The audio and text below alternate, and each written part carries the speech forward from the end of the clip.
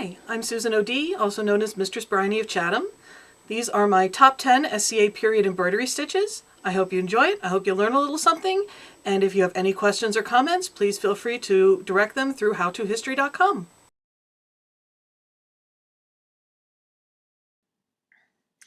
To do split stitch, go down through the fabric, back up a little bit, and poke your needle through the stitch you just put in, actually splitting the thread. Hence the name split stitch.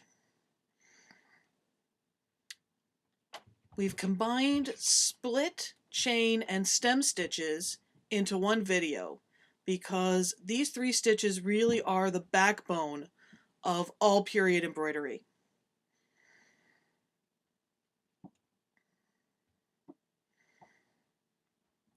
You see split stitch, once again, going down through the fabric and then poking that needle right up through the stitch. Split stitch is very versatile. It works very well when you're going around curves, and you just make slight variations in the length of the stitch to accommodate curves and to fill in small spaces. You want to make sure that your stitches don't get too big.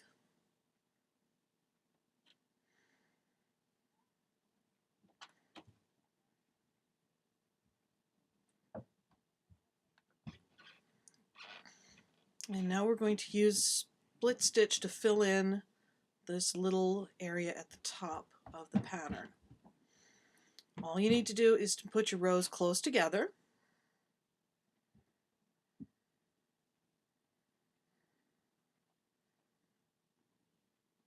Close enough together so that the ground fabric doesn't show through, but not so close that they bunch up and pile up on top of each other.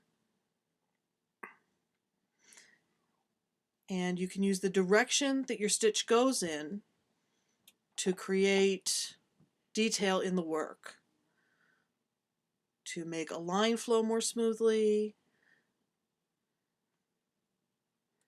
to differentiate one area of your shape from another.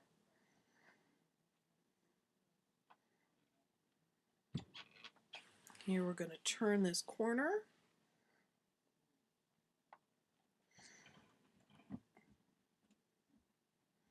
And start to fill in the bottom of the shape.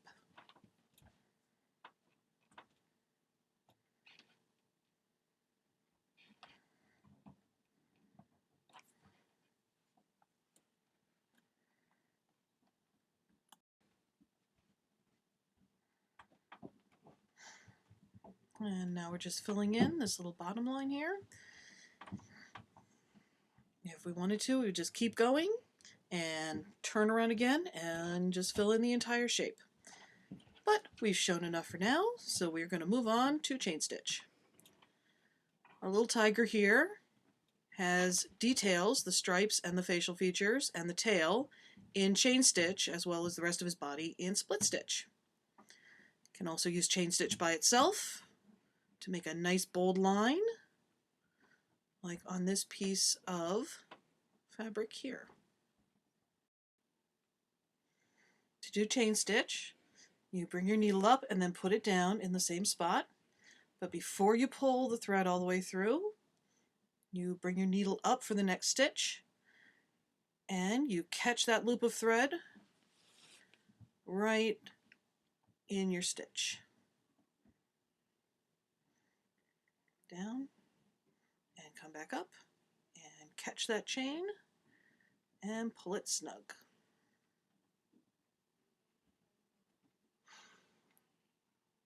So again, just put your needle down, come up for your next stitch, catch your chain, and put it right back down.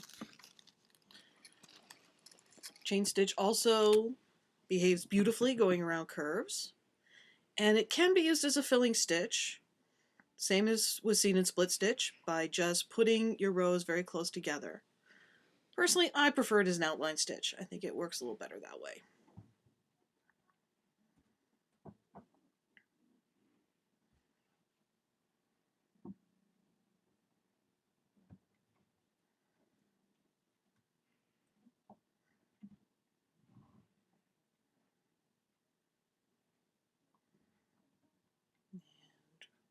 down in that same spot.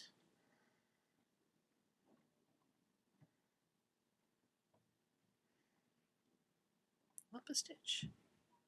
Catch the link of the chain. And now we're going to finish off by actually just going back to the first stitch and closing our little loop.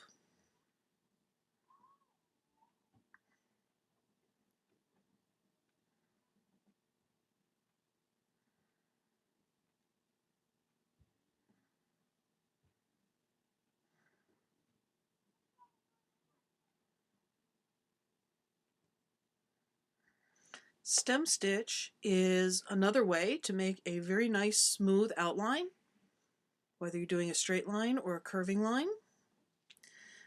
It is very, very similar to split stitch. You're going down through your fabric, you're backing up and coming back up through the fabric, only in this case, you are not going to actually split your thread with your needle. You're just going to kind of bring the needle to one side of the thread so the stitches overlap slightly, but don't catch on each other.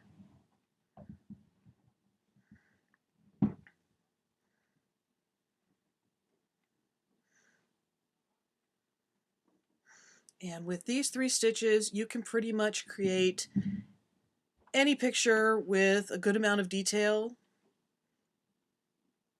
that you wish.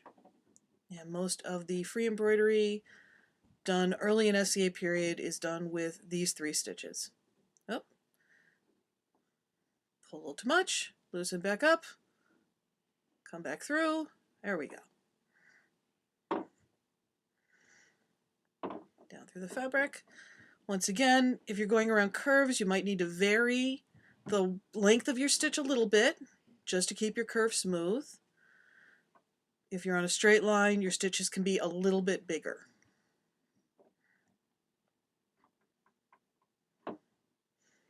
And when you are doing a curve, it's easiest if you pull the stitch to the inside of the curve rather than the outside.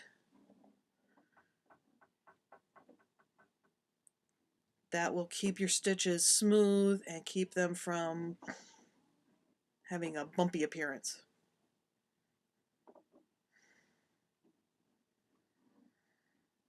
And we're getting to the end.